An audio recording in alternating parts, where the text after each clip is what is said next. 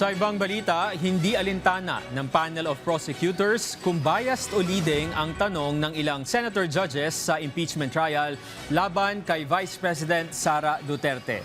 Anila, ang mahalaga ay maliwanag ang sagot ng testigo at bumabatay ito sa probisyon ng COA Joint Circular Order, kaugnay naman sa naging interjection ni Senator Judge Amy Marcos kahapon, kung saan iginiit niya na ang Special Disbursing Officer o SDO ang may pananagutan sa misappropriation ng confidential funds.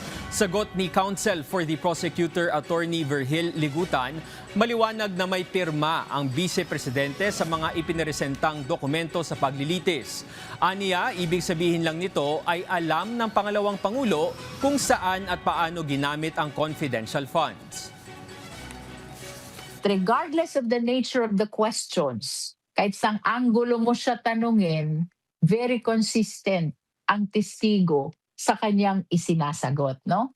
And pertaining to the liability, hindi siya limited sa SDO.